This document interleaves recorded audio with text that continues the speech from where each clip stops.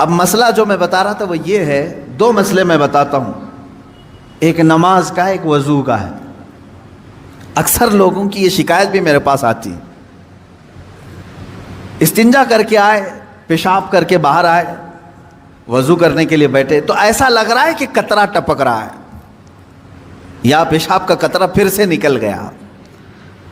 ایسے کئی لوگوں کو ہوتا ہے، پھر گئے وہ، پھر دھو کر کے آئے، پھر لگا کہ نہیں پیشاب کا قطرہ نکل رہا ہے۔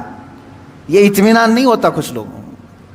حالانکہ استنجا کریں آپ، پورا اس میں استبرا ہے، یعنی کھانس کر کے ہو یا اٹھ کر کے، بیٹھ کر کے، پیر کو موڑ کے، کسی بھی طرح سے آخری قطرہ نکال دیں، یہ ٹھیک ہے۔ لیکن اس کے بعد آپ وضو کرنے کے لیے آئے، تب یہ وسوسہ آ رہا ہے، پیشاب کا قطرہ نکلا، پیشاب کا قطرہ نکلا۔ اب کیا حکم کیا ہے آپ کے لیے؟ ایک نمبر 1 یہ وضو کا مسئلہ، اس کا بھی حکم میں بتاؤں۔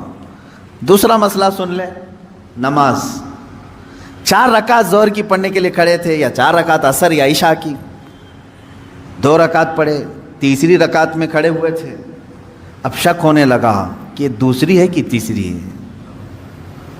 تیسری میں کھڑے تھے، یہ شک ہونے لگا یہ چوتھی ہوگی کہ تیسری ہوگی۔ ایسا ہوتا ہے بہت سارے لوگ۔ نماز کا ایک مسئلہ یہ ہے، اب وضو کا ہے، دونوں کا حکم کیا ہے اس سے میں آپ کو اپنی زندگی کے متعلق بتاؤں گا۔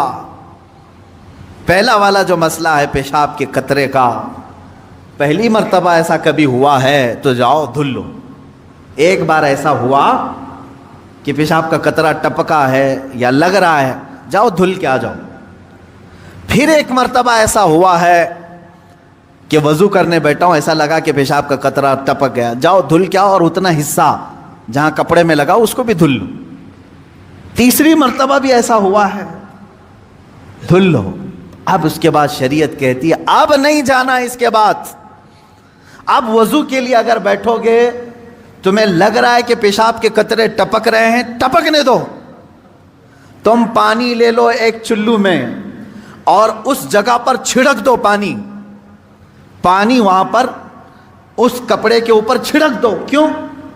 اس لیے کہ کہا گیا ہے کہ بعد میں اگر تمہیں وسوسہ بھی آنے لگے تو یوں سمجھ لو یہ پیشاب کا قطرہ نہیں بلکہ میرا چھڑکا ہوا پانی ہے، میرا چھڑکا ہوا پانی۔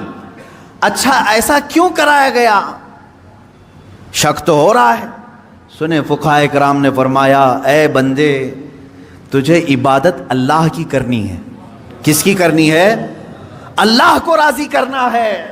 اور یہ جو وسوسے آ رہے ہیں تجھے یہ شیطان کے ہیں۔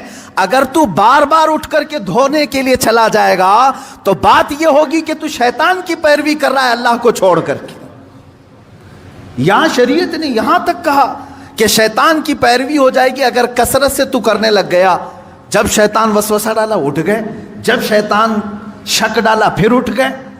بار بار اگر خیال آ رہا ہے تو اس پر عمل کرنا جائز نہیں۔ پانی چھڑک لو اور کہو میں شیطان کی پیروی نہیں کروں گا، میرے مولا کی عبادت کروں گا۔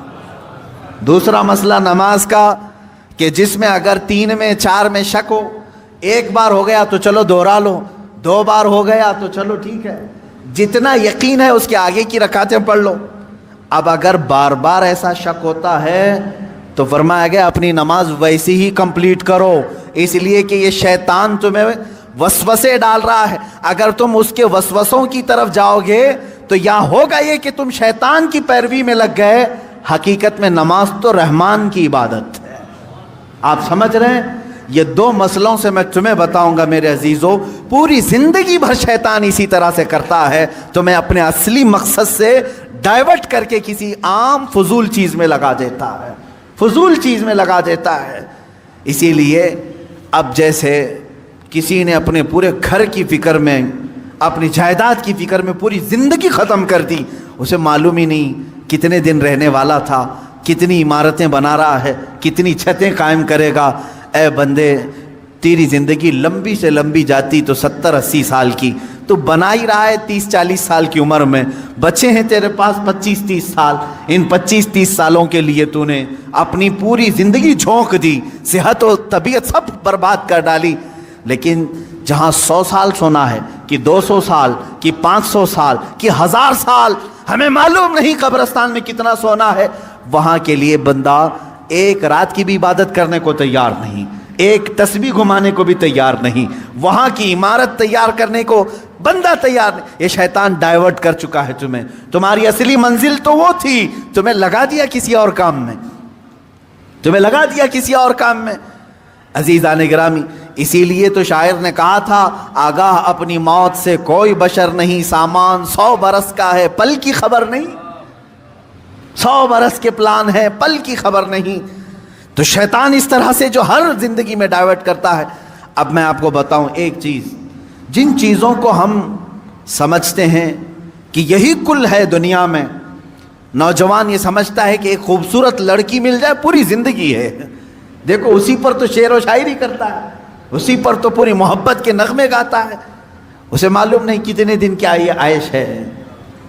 اور کچھ لوگ یہ سمجھتے ہیں کہ مال، گاڑی، کار، بنگلہ ہو جائے یہی سب کچھ ہے۔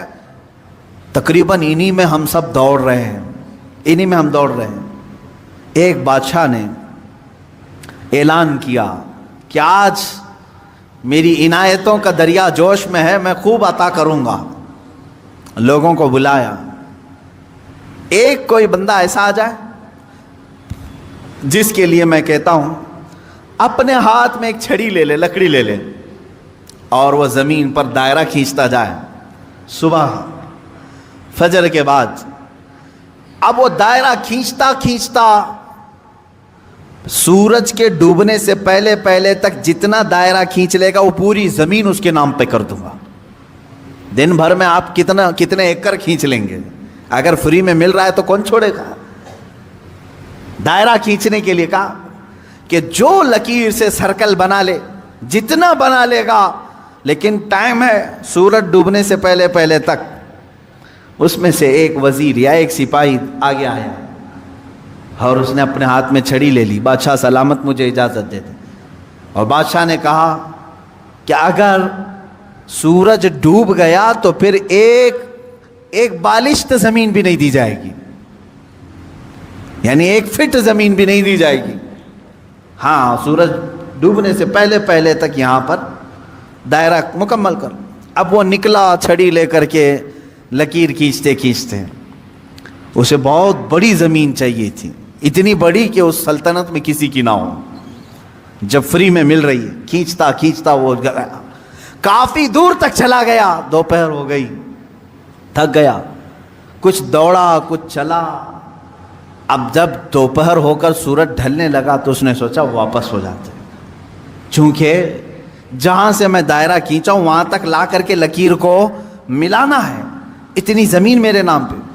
اب واپس ہوا، اب یہ کتنے کلومیٹر کی زمین گھیرا تھا واللہ عالم، دوڑا تھا اس نے صبح سے لے کر دوپہر، نہ کھانا ہے نہ پانی ہے، دوڑ رہا تھا۔ دوڑتے دوڑتے سورج پیلا ہو گیا، عصر کا وقت آ گیا۔ اب اس نے دیکھا کہ بادشاہ کا محل اور سپاہی سب قریب نظر آ رہے ہیں، دل میں ٹھنڈک ہو گئی، میں پہنچ جاؤں گا۔ سورج کے ڈوبنے سے پہلے پہلے میرے بگننگ پوائنٹ جو ہے، جہاں سے سٹارٹ ہوا تو وہاں تک پہنچنا ہے مجھے، لیکن تھک گیا تھا، آزا جواب دے رہے تھے، نڈھال ہو گیا، شاید آدھا کلومیٹر یا 1 کلومیٹر باقی رہ گیا ہوگا، چلنے کی سکت نہیں رہی۔ لیکن باہر سے وہاں سے لوگ آوازیں دے رہے تھے، بہت لمبی زمین تو نے گھیرا ہے، اتنی بڑی زمین کسی کو نہیں ملی سلطنت میں، آ جا دوڑتے ہوئے۔ کچھ لوگوں نے ہمت دکھائی، حوصلہ دلایا، دوڑا اور تیزی سے دوڑا، پھر دوڑا، سورج ڈوبنے کے بالکل پاس میں آ گیا، سورج غروب ہونے کے لیے بس آدھا سورج اندر جا چکا تھا، اور اس کا پوائنٹ جہاں سے شروع کیا تھا وہ بھی قریب نظر آ رہا تھا، وہ بھی قریب نظر آ رہا تھا۔ دوڑا اور دوڑا، یہاں تک کہ اپنے اس پوائنٹ کے بالکل پاس میں پہنچا، لیکن سورج ڈوبا۔ کتنا باقی تھا؟ سورج ڈوبنے سے پہلے پہلے وہ اپنے پوائنٹ پہ پہنچ گیا، اس طرح کہ پیر اس کے ایک طرف، ہاتھ اس کے اس طرف، سو کر کے اس نے اپنی لکڑی آگے کی، پوائنٹ پر پہنچ گیا۔ اس کے بعد سورج ڈوب گیا۔ اب اس کی ہو گئی زمین، جتنا صبح سے لے کر دوڑا تھا اس کی ہو گئی زمین، لیکن جب قریب میں آئے اٹھانے کی کوشش کی تو اس کا انتقال ہو چکا تھا. دن بھر ایسا دوڑا تھا کہ روح نکل گئی، اسی طرح پڑا تھا.